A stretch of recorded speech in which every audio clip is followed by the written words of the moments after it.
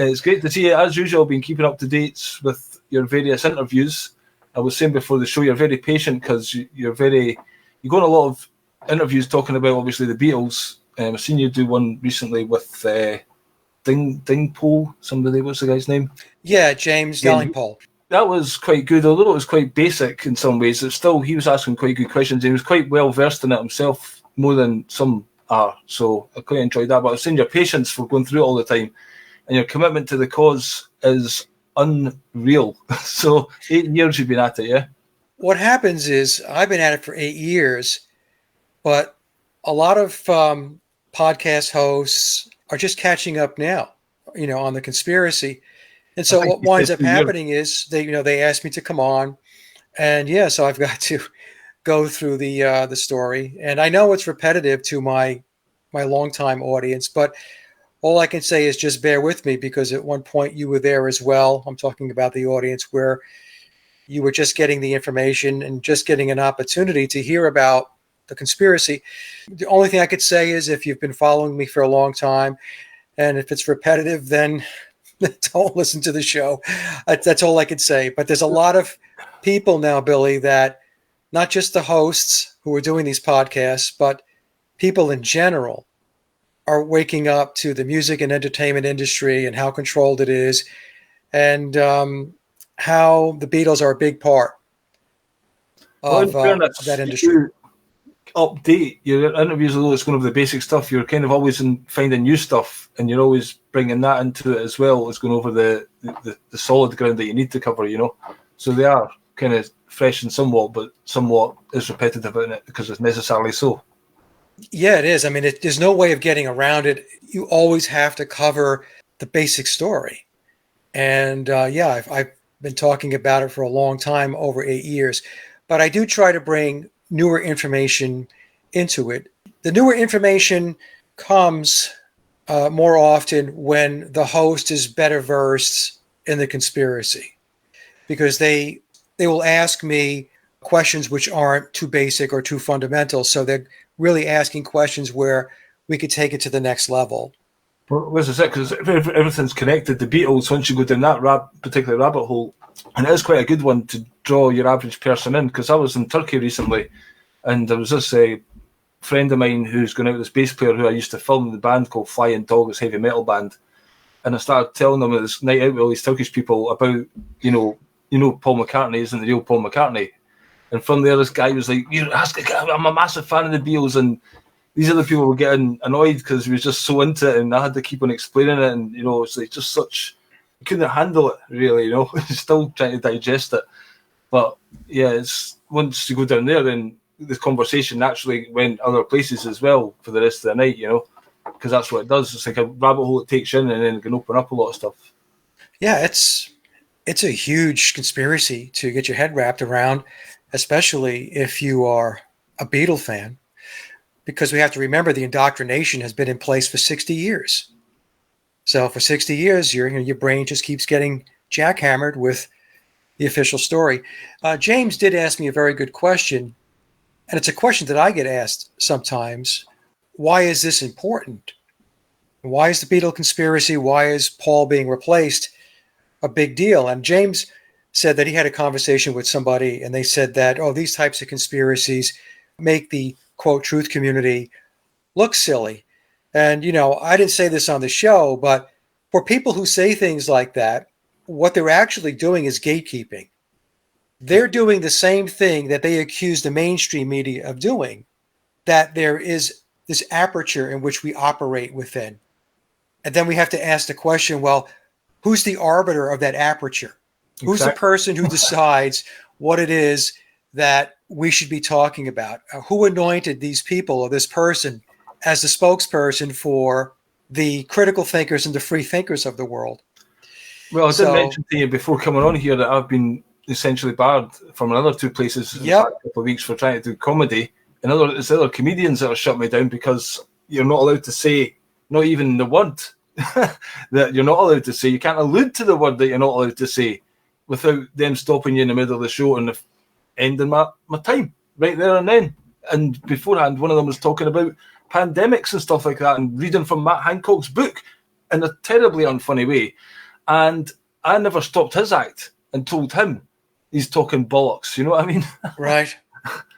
Right. Well, that's the thing. We have this situation even in the quote truth community where there's self-policing. It's really unbelievable when you think about it. What I've always said is the more research we can put out there, alternative research, conspiracy research on different topics, the better off we're going to be, because it's not one size fits all. I had a person say to me, actually a number of times, they'll say, well, Mike, isn't the flat earth or geocentrism the biggest conspiracy of all time? Isn't that the most important? And I said, no, because if you're the parent of a vaccine injured child, you don't care about the shape of the earth. What you care about is your child who's vaccine injured and how you're going to deal with that. These blanket statements, or these people who are trying to pigeonhole me or you or anybody else into a corner because they don't want to talk about that then nobody should talk about it.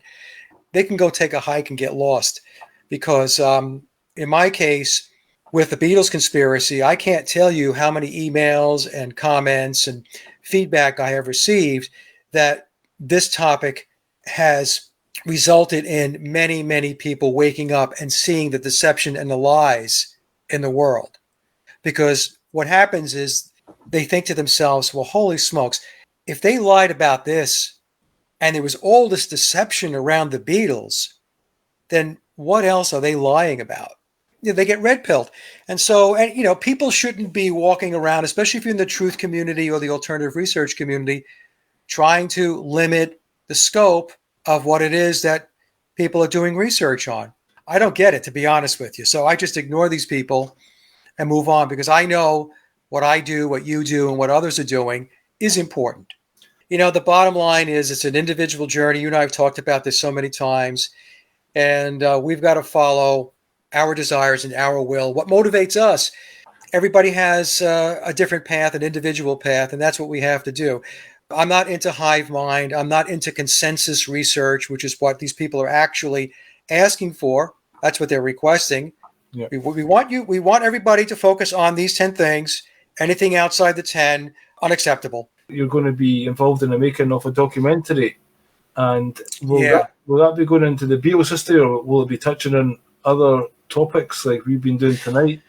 It's going to be specific to the Beatles' unofficial story. So I'll give a little background. So right now it's in concept phase. It's a documentary that is being put together by Jay Widener. And many of you know that Jay has put out a number of documentaries that had to do with alternative research, looking into areas that were the unofficial narratives or the unofficial stories of things like the moon landings and so on. So Jay contacted me a few days ago. I was on his show about a year ago, and we talked about the Beatles. And he asked me if I would participate in putting this documentary together. I said I would help him out. It's going to be an enormous amount of work. The Beatles conspiracy, the unofficial story, the Cinderella story, it's very broad and it's very deep, and the number of touch points that you have to look at in order to pull it together is enormous. And I had a conversation with Jay yesterday about this. I said to him, realize that this is huge. And he said to me, Mike, it's the biggest documentary I've ever undertaken. So he realizes the magnitude of this thing. Key to this is going to be our ability to bring in other researchers. I don't want it to be the Mike Williams show. I just don't want it to be that. Are you going to be a talking head or just a background researcher? Well, look, if I had my druthers, I would like to be involved from a consulting perspective and to be interviewed, especially with regards to whether they wrote all their own music and played on all of their recorded tracks. And I could talk about other aspects, obviously, but I really don't want it to be me, because that could easily be done by somebody interviewing me or me pulling my own presentation together. But the main issue is finding researchers that truly understand the end-to-end picture. I was going to say, who have you got in mind? Beatles conspiracy. Well, I have some folks that I don't want to name names yet because I still have feelers out. Some have gotten back to me and said yes. Others have said they couldn't do it.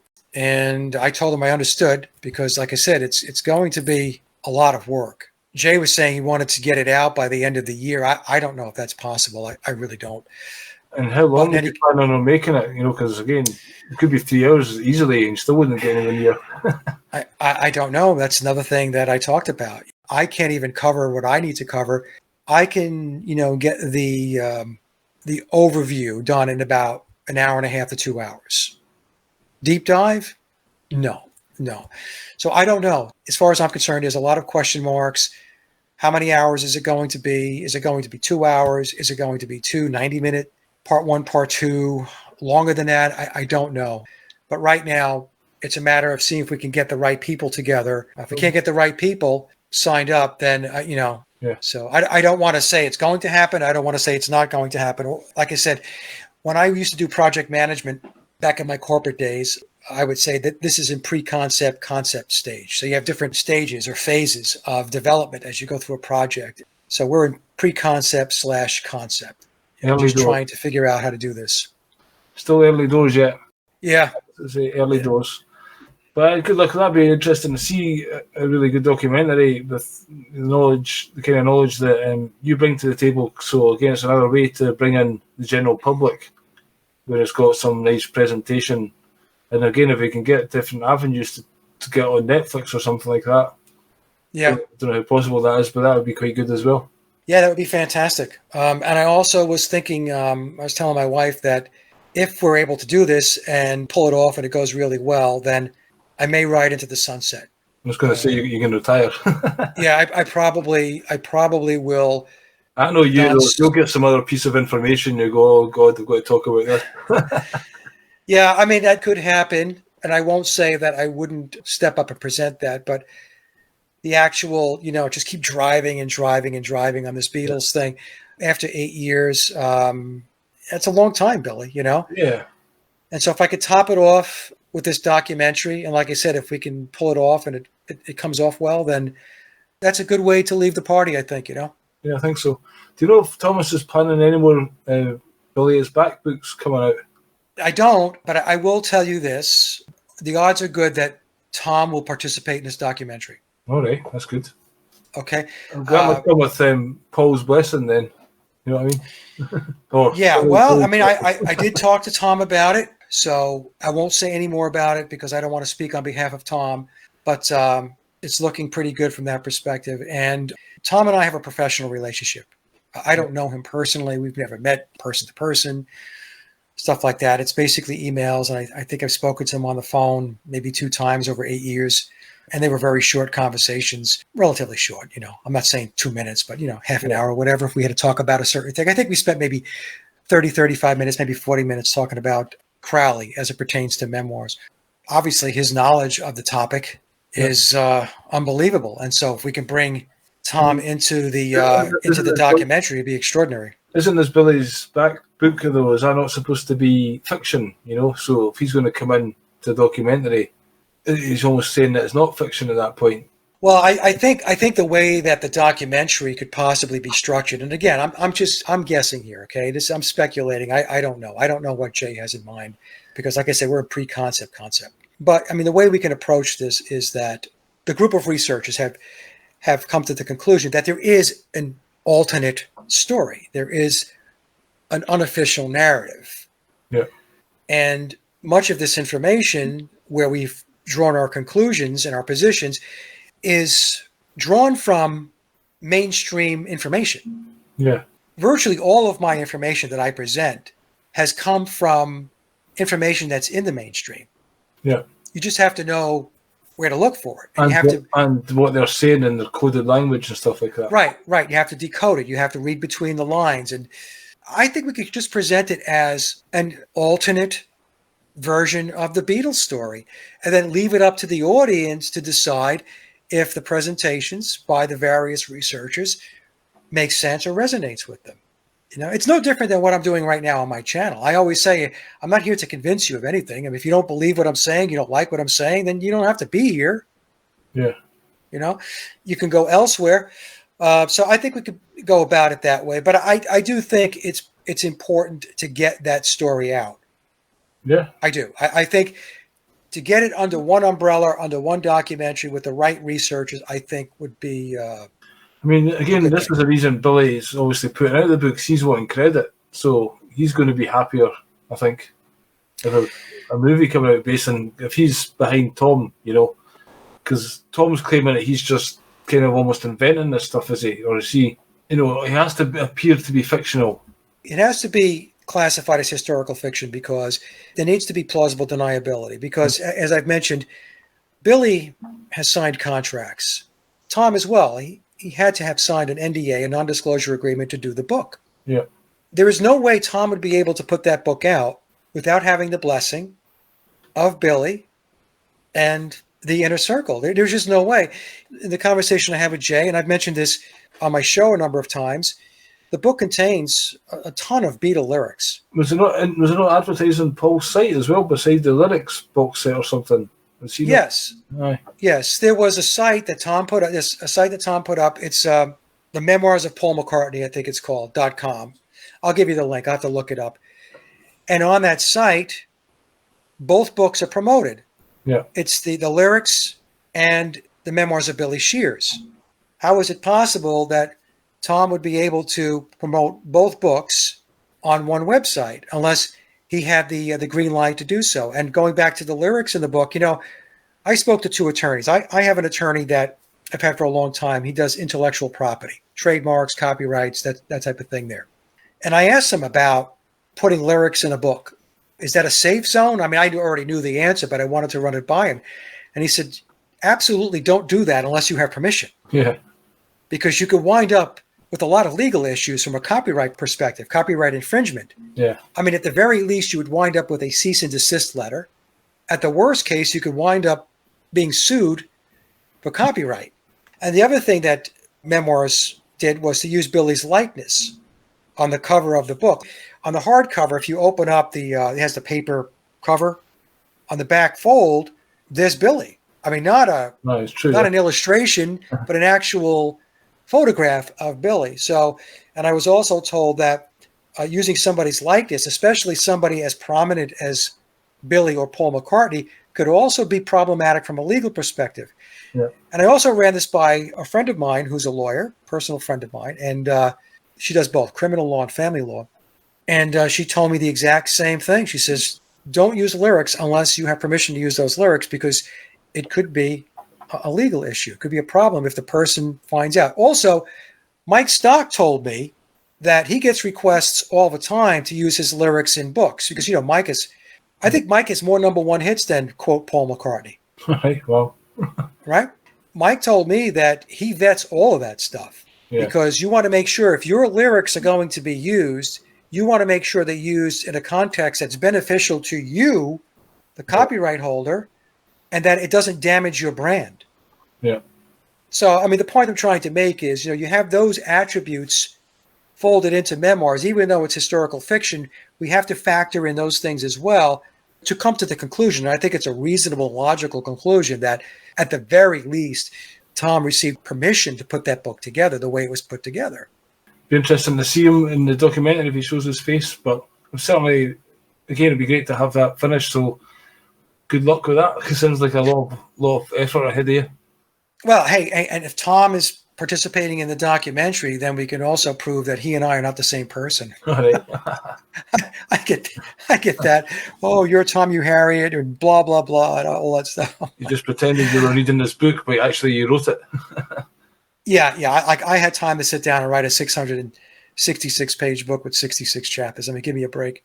But in any case, so we'll see what happens, Billy. I really don't know one way or another. Hopefully it comes together. We'll give it our best shot. So anyway, it's been great having you on again, Mike. Thanks very much for your time. I'll just play a wee thank you, Billy, so much. It's always a pleasure. Anytime, Cool. I'll play a wee outro and we'll get a wee chat afterwards. Everyone else, thanks very much for watching. Hope you enjoyed that one. I'll be back again soon, so check me out on my website, billywatson.tv. Thanks again. Cheers for now. Bye-bye.